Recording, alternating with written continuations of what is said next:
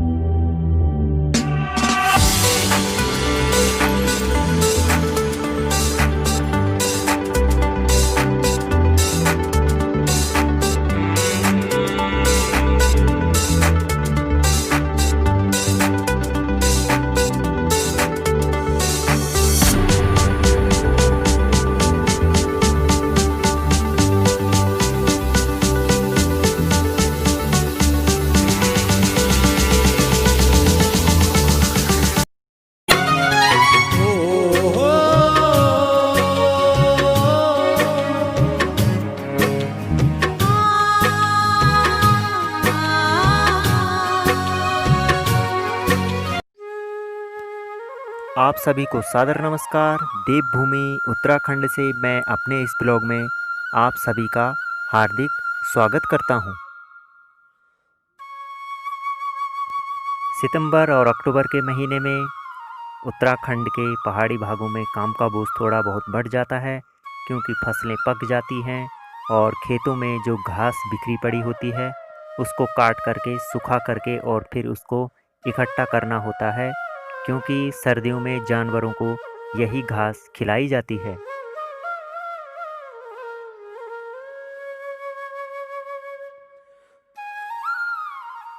तो मैं हूँ इस समय घर से काफ़ी दूर और यहाँ आ रखा हूँ मैं घास लेने के लिए, और ऊबड़ खाबड़ रास्ता है और मैं इसमें चल रहा हूँ अभी। जिस रास्ते पर अभी मैं चल रहा हूँ वो नदी के किनारे बना है, और यहाँ पर आप देख सकते हैं ये बड़े बड़े पत्थर नदी के द्वारा बहा कर लाए गए हैं, और पूर्वजों ने इन पत्थरों को काट करके और इस ज़मीन को खेती के लायक बनाया, और अब यहाँ पर हमारे 5 खेत बने हुए हैं। समय के साथ अब ये खेत भी बंजर हो चुके हैं और अब इनमें केवल पालतू पशुओं के लिए घास उगता है। इन खेतों के बंजर होने से पहले पिताजी ने यहाँ पर अखरोट के पेड़ लगा दिए थे। यह एक पारंपरिक पहाड़ी दरांती है और इसका उपयोग खेतों में घास काटने के काम में किया जाता है।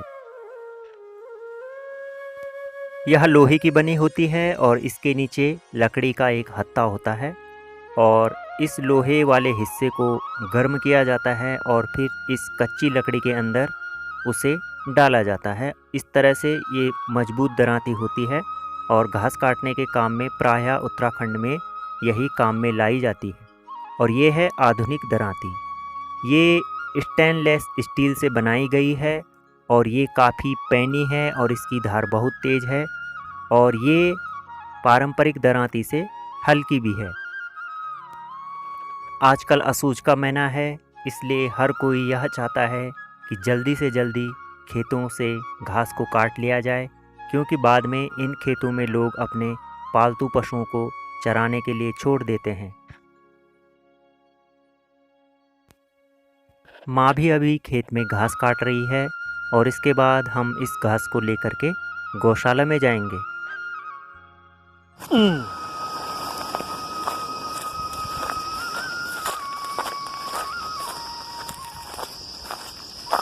ए माँ बांध डाल के हैं बिठे के बांध डाले।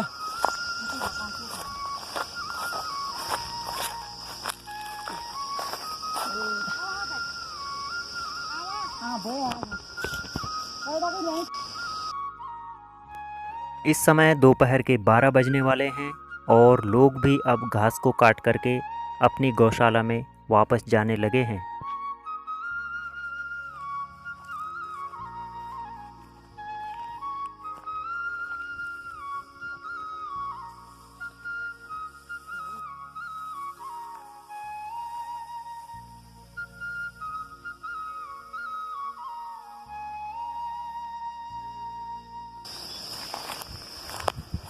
और अब इस थुए को मैं ले जाता हूँ। इसको हम स्थानीय भाषा में बोलते हैं थुआ। तो इसके अंदर पानी नहीं जा पाता है, इसलिए इस घास को इस तरह से बांधा जाता है।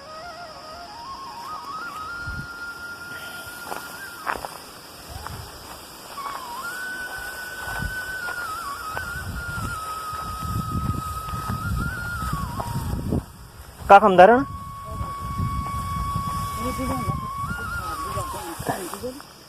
घर होना ना वैसा मीन दे जो हाव कौन वैसा तुरी जाले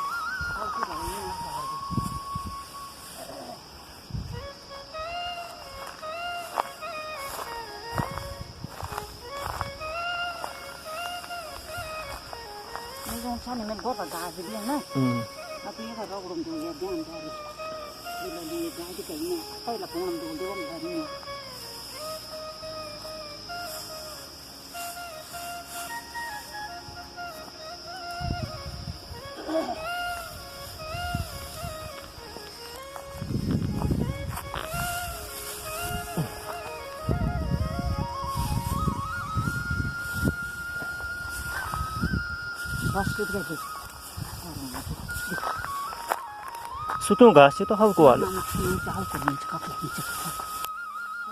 कांड चाहिए भरिया वो एक हिस्सा कांड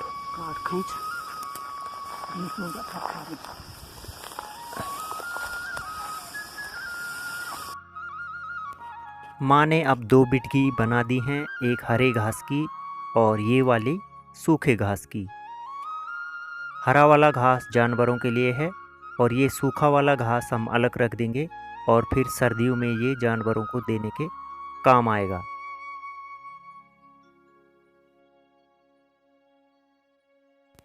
सर्दियों में जब ठंड काफ़ी अधिक बढ़ जाती है और पहाड़ों में बर्फ़ गिर जाती है तो उस समय पालतू पशुओं के लिए यही सूखी घास सबसे महत्वपूर्ण होती है और इसी से उनकी जीवन यात्रा निरंतर चलती रहती है।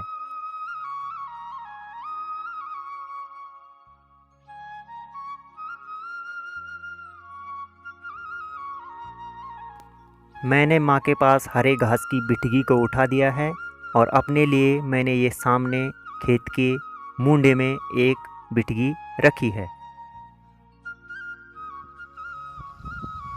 सूखी घास को वर्षा और पानी से सुरक्षित रखने के लिए उसे इस प्रकार से पेड़ पर लगाया जाता है।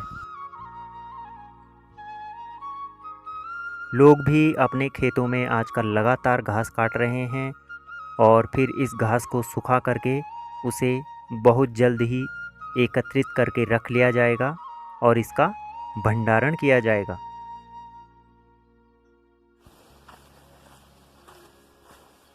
तुमको आ रहा है वीडियो देखने में मज़ा और मेरी मूड पटा गई यहाँ इस बिटगी से। कदा घर हो रखी है बिटगी, तुमको पता है कदा कितना घास है इसमें। और अब मैं इस घास को ले जाऊँगा एक जगह में खेत में और फिर इसकी लगाई जाएगी पलाकुंड। पलाकुंड मतलब उसको इकट्ठा करना, एक ढेर करना, एक डंडे की सहायता से या पेड़ के माध्यम से इसको रखा जाता है और दिसंबर जनवरी फरवरी तक ये घास वहाँ पर सुरक्षित रहेगी। तो ये है पहाड़ों का हार्ड वर्क, यहाँ की संस्कृति। ये ब्लॉग आपको कैसा लगा ज़रूर बताइएगा, ठीक है? और कमेंट तो बिल्कुल लिखना पक्का। चलिए फिर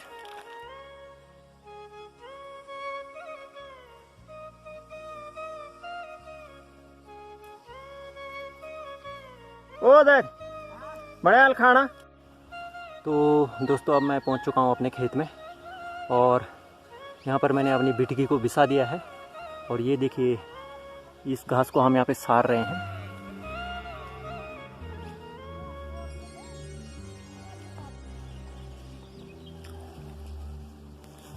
इस खेत में हमने मक्का बो रखी थी और इन 2 खेतों से हमने काफ़ी मक्का खाई और अब यहाँ पर ढेर सारी बेलें हैं लौकी की, कद्दू की और ककड़ी की और तोरी की, जिसको हम गोदड़ी बोलते हैं।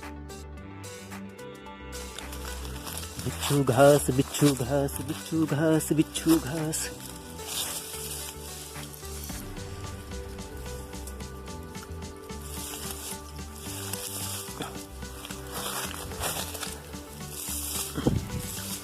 तो ये मिल गया मुझे एक सीताफल, जिसे आप कहते हैं कद्दू, और हम कहते हैं इसको खरबूज। लेकिन ये तो टूट ही नहीं रहा है, टूटेगा कैसे? अगर मैं इसके हैंडल को, मुझे इसको यहाँ से तोड़ना पड़ेगा। अगर मैं ऊपर से तोड़ूंगा तो फिर ये जो बेल जा रखी है ऊपर, ये भी टूट जाएगी। और इस पर अभी फूल और कई कद्दू लग रखे हैं, तो मैं इसको तोड़ने का प्रयास करता हूँ। और मुझे ये मोबाइल का वीडियो बंद करना पड़ेगा थोड़ी देर के लिए, ठीक है? तो अब मैं इसको यहाँ से क्रैक कर चुका हूँ, अभी आसानी से टूट जाएगा। ओह, टूट गया। तो ये है, देखिए। ओह माय गॉड, तो कम से कम 7-8 किलो का होगा ये, तो बहुत भारी है ये है पहाड़ी कद्दू। इसकी बनती है सब्जी और इसको हम अपने जानवरों के लिए भी रखते हैं। और ये चलता है लगभग मार्च अप्रैल तक, बिल्कुल लाल पीले हो जाएंगे ये। बहुत भारी है सच में, आप इसका अंदाज़ा लगा सकते हैं। और मैं सोच रहा हूँ जब इस खेत में आ ही रखा हूँ तो यहाँ से क्यों ना मैं कुछ ककड़ी भी ले जाऊँ, क्योंकि इस खेत में ककड़ी की बहुत सारी बेल है। और मैं दिखाता हूँ अभी आपको क्या क्या है यहाँ। ज़बरदस्त, उत्तराखंड को प्रकृति ने क्या क्या दे रखा है। और ये है मेहनत। और ये देखिए यहाँ पर ये ढेर सारे टमाटर भी लग रखे हैं यहाँ। टमाटर, इनको हम गढ़वाली में बोलते हैं झड़वा टमाटर, क्योंकि अपने आप झड़ के जम जाते हैं खेतों में। और ये देखिए, ये है पहाड़ी खीरा या पहाड़ी ककड़ी, और ये पक चुकी है, तो इसको हम यूज करेंगे अगले साल के बीज के लिए। और यहाँ पर काफ़ी झाड़ियाँ हो रखी हैं। और इस खेत में बो रखे हैं हमने गैत, तो गैत तो जम ही रखे हैं। और ये देखिए कितनी अच्छी ककड़ी है ना, प्यारी सी ककड़ी, पहाड़ी ककड़ी। और ये हैं इसकी फैमिली के मेंबर। ये देखिए, अभी ये बड़े हो जाएंगे 10-15 दिन में। तो अभी मैं इसको तोड़ता नहीं हूँ, क्योंकि इसको थोड़ा बड़ा होने देते हैं। और यहाँ पर तोरी की बेल भी हैं, जिनको हम गोदड़ी बोलते हैं अपनी गढ़वाली में। और ये देखिए,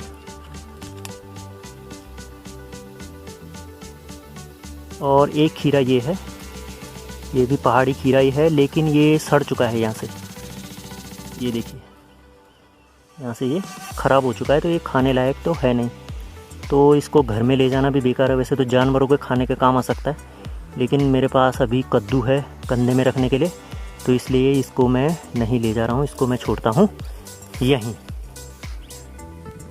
और इनको तो आप पहचानते ही हैं। इनको जब ये कच्चे होते हैं तो इनको हम कहते हैं फला, और बाद में जब ये सूख करके इनके अंदर से फलियां निकाली जाती हैं तो उनको हम तब कहते हैं रयास।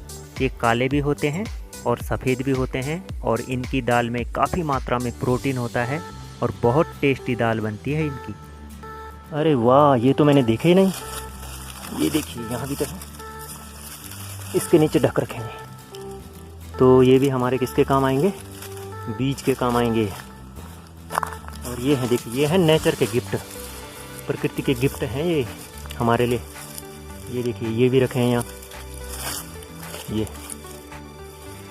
ये है पहाड़ी खीरा, पहाड़ी ककड़ी। और इनके साथ एक ये भी हैं, एक भाई साहब ये भी हैं, पर ये तो ज़बरदस्ती हैं। ये देखिए, इनको ले जाऊंगा मैं दूसरे दिन, क्योंकि अभी तो इनको मैं ले जा नहीं पाऊँगा, बहुत भारी हो गई। ठीक है, इसको ढक देते हैं ना, कोई जानवर या कोई दुष्ट मनुष्यों की नज़र लगेगी तो तोड़ के ले जाएंगे, है ना, क्योंकि ये तो हर जगह ही रहते हैं। और एक यहाँ पर भी हैं, ये भी बोल रहे हैं कि हमारी भी उपस्थिति दर्ज कराओ। तो ये देखिए, ये भी है एक बढ़िया सा तोहफा कुदरत का। ये छोटी ककड़ी है, अभी पहाड़ी ककड़ी। इस पे ये काले काले छींटे छींटे जैसे होते हैं, ये पहाड़ी ककड़ी की पहचान होती है। ये सब ऐसे ही रहते हैं। और अगर इस पर मैं हाथ से ऐसे करूँगा तो ये देखिए, ये साफ हो जाते हैं। इस तरह से ये साफ भी हो जाते हैं। तो इसको भी मैं अभी तोड़ता नहीं हूँ, इसको भी रहने देते हैं अभी, क्योंकि घर में अभी और ककड़ियाँ भी हैं, तो इनको तोड़ना फ़ायदेमंद नहीं होगा। ताज़ी ताज़ी ले जाते रहेंगे यहाँ से। और ये जो आप देख रहे हैं ये है पूरा बिच्छू घास का जंगल। ये है ज़बरदस्त बिच्छू घास, इसको हम बोलते हैं कंडाली और कुमाऊनी भी बोलते हैं सिसोन। तो मैं ले आया हूँ खेत से ये कद्दू तोड़ के। आपको मेरा ये ब्लॉग कैसा लगा? पहाड़ की संस्कृति से जुड़ने के लिए देखते रहिएगा। जो भी वीडियो मैं पोस्ट करूँगा आपके लिए उन सभी को आप देखते रहिएगा। और इस वीडियो के नीचे आपको एक लाल बटन दिखाई दे रहा होगा, उसके सामने लिखा होगा सब्सक्राइब। बस थोड़ा अंगूठे से उसको दबा दीजिए, कृपा हो जाएगी आपकी। बहुत बहुत धन्यवाद। जय उत्तराखंड, जय देवभूमि।